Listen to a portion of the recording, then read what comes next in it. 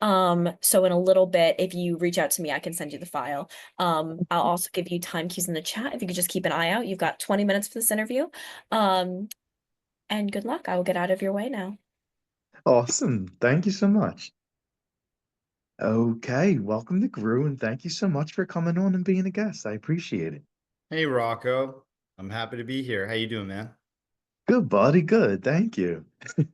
So, I guess like the first thing I want to start at asking you is, I see you've been doing this for a while now, like looking up other, other, other forms of life. And when did you first start doing it? First start getting involved with it?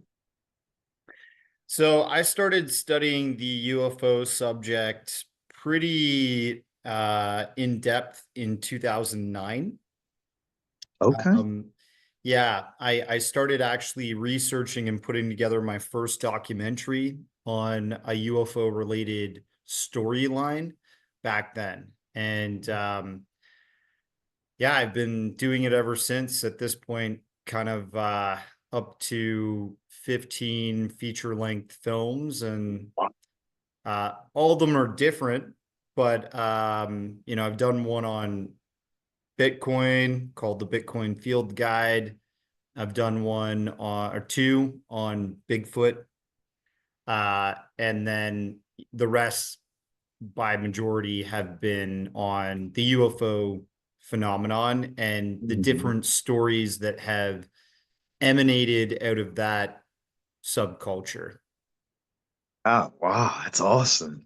'Cause it's crazy now how the government's like finally coming forward about seeing stuff like a pilot can confirm, I think it was like 6 months back or something, that he saw something fly by the plane, and it went so fast, and he said like it definitely wasn't something from here.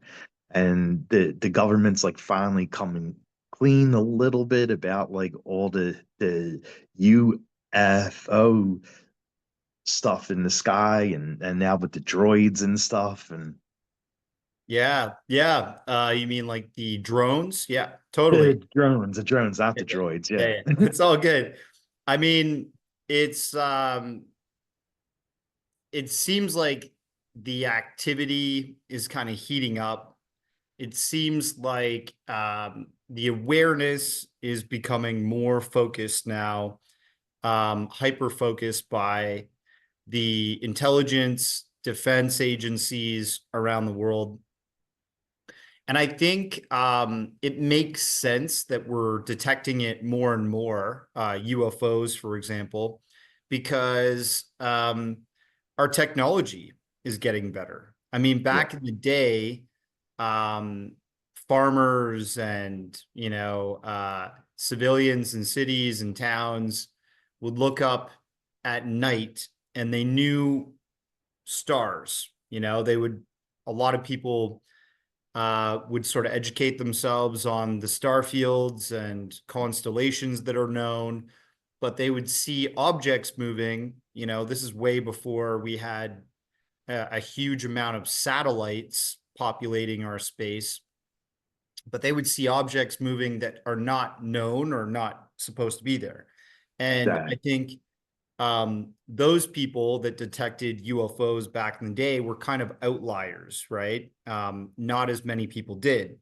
But these days, we have cell phones that have 4K cameras. We have um, fighter jets that, the interesting thing about the Tic Tac, the Go Fast, and the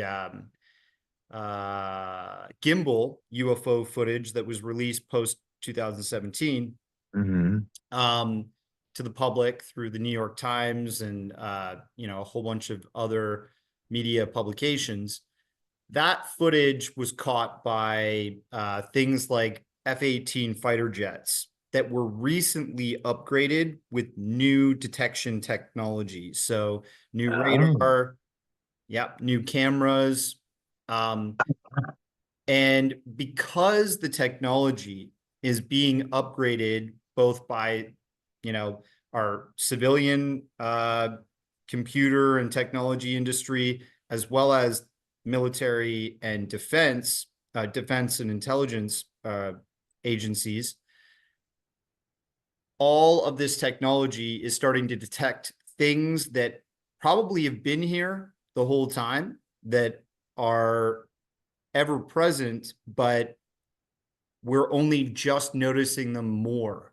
And Mm, I think as we approach a technological singularity, which could be happening by 2030, I think at this point, we're pretty much in the singularity zone right now, where we meld with technology, we start to implant technology into our bodies, and AI assists our living more and more. mm, I think we will detect this stuff more and more as that takes place. And okay. maybe they will reveal themselves by the time the singularity has fully transgressed. Oh, wow. Okay. And your current film, like, what inspired you about the case, about the story that that you wanted to make a film about it? So Pascagoula 73 is a really interesting case because it's a tale of abduction, right? Hmm. It's there's a few other famous cases of people would relate it to alien abduction, right? Um, Betty and Barney Hill in the 1960s, Travis Walton also in the 1970s. Um, then you've got experiencers on the ground that weren't sort of abducted, but saw craft and sometimes entities up close and personal.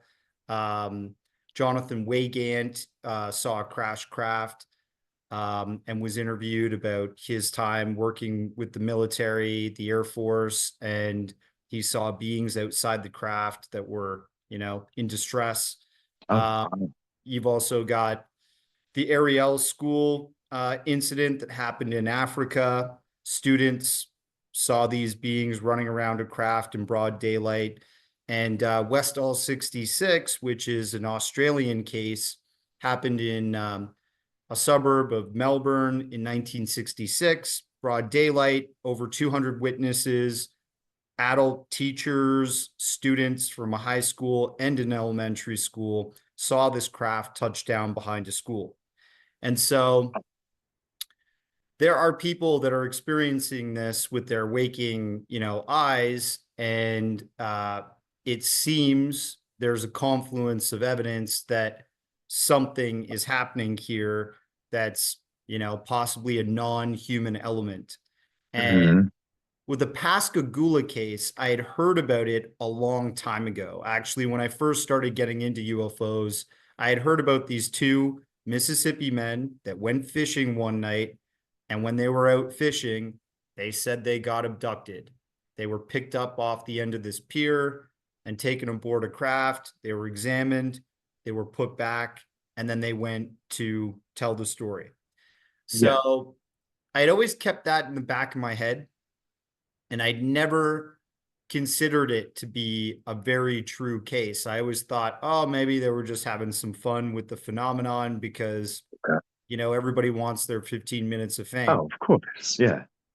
But what happened was I reached out to, this individual who wrote through 3 books regarding the case. His name's Philip Mantle, really well-studied, articulate British man over in the UK.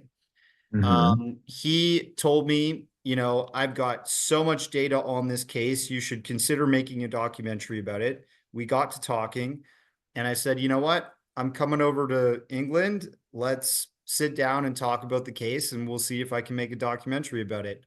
And he provided me so much data, so much evidence, Oh, pictures, oh, um, wow. archival documents, videos and interviews from the past and such of these individuals, that I ended up making a 4-part docu-series. Damn. Okay. And like you were talking about the two guys, Charles and Calvin, like they're fishing off the pier. They see the sound, they see the lights, they hear the sounds, and from what they said, like that they couldn't move. And how do you think like an alien has that power to paralyze like a human? Well, I think at first they were in a state of shock. If you see something absolutely incredible happening in front of you, like Hmm. let's say a car crash or a bomb goes off, you're going to freeze for a certain amount of time. Your body True, goes through true, shock. So true. when they first had this UFO come upon them, they were blinded by the light. They didn't really know what was coming at them till it was very close, Hmm. and it happened very quickly. These creatures or beings emanated from the ship. And when they were touched by these beings, they said they felt like a little pinch. And Hmm. that little pinch essentially was them being injected by some kind of sedative, because they do recall that they were kind of put into a state of relaxation after that. And that would make me believe that that was to in order to control them better, right? Oh yeah, of So course. yeah, and then they were subsequently carried aboard this craft and examined further. So um, I think for a short duration they were in physical shock, and then they were put under some kind of sedation so that they couldn't, run away or be in Yeah. even more distress. Wow. Why do you think like they want to egg examine humans? Like like why do you think they? Because like as you know, like this isn't the only case. Like there's multiple cases of people saying that they were abducted by aliens, experimented on. Like why do you think they are experimenting on humans? Like are they trying to find out something? Well, I think they definitely are interested in something to do with our uh, DNA, Hmm. something about our, anatomy or our physical prowess, maybe. But in this case, I won't talk about every abduction case, and there's many: Travis Walton, Betty and Barney Hill, yada yada. Yeah. This case, the beings, they looked very different from other cases. Calvin and Oh. Charlie, they said that they looked like more robotic and they acted robotic. They had these big spikes coming out of their heads.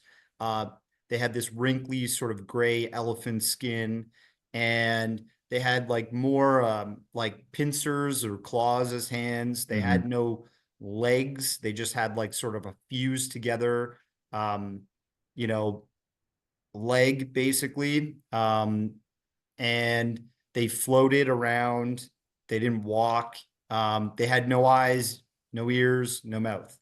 So they they were kind of like drones, robotic drones that were Yeah, carrying yeah. out kind of a mission. And when they got aboard the craft, they were examined. Um, Calvin says, he had blood and stuff taken from him. But I think this story sticks out as being quite different with the sort of robotic report. And I think it's possible that, this could be related to maybe us from the future. I mean, we have Elon Musk is building robotic drones right now, right? He's I building know. Tesla robots. And people may become very accustomed in the future to some kind of robotics that it doesn't look exactly like a human, but can hover around and do tasks for you. Who knows, right? Um, so it's possible, in my opinion, that this encounter, and not all encounters may be the same. There may be a myriad of phenomena Yeah. we're dealing with here, but this encounter specifically, it might be a technology that was sent back in time from us to examine human beings on the timeline and look at our Okay. genetics of the time, look at, details about our anatomy and so on and so forth. So it's possible. Yeah, I always notice like whenever like these things happen, it's always around water. Like they're always connected to water. Yeah. This was on the Pascagoula River. In the story, we actually cover sightings that happened in and around the same months that this was going on. There was a UFO flap. Many people were seeing things flying around the sky, but also in the river itself, there was a USO encounter where the Coast Guard was dispatched to deal with some large blue object that was moving around under the water. And, just so happens the object that these guys saw was blue as well. But it came from a sky, but was around the water. The Go Fast UAP, the Tic Tac incident, the gimbal incident, this all happened over the ocean. And there were Navy pilots scrambled to intercept these UAPs, or UFOs, as we used to call them, over the ocean with F-18 state-of-the-art fighter jets. And they had no chance to keep up with these things. They ping-ponged around the sky, with the Tic Tac incident, or with the with the Nimitz incident. So, you're right. There is a water contingent to a lot of these highly credible stories. Oh yeah, for sure. And I know our time is up, so the last thing I'll ask you is where can fans watch the film and also follow you at? Yeah, the film is now streaming on Amazon Prime. And if people want to check out more of my content, they can go to my studio website. It's occultjourneys.com. And I'm on Twitter at occultjourneys. Feel free to hit me up there if you have any questions, and follow some of my weekly exploits. I do a radio show with KGRA every Wednesday. It's a Twitter space we put through to the radio, and it's kind of like a UFO town hall meeting. Anybody can jump up and speak. Oh wow, that's pretty cool. Well, thank you so much for taking time and coming on, buddy. It was good meeting you. Yeah, nice to meet you, Rocco. Anytime. Thank you, man.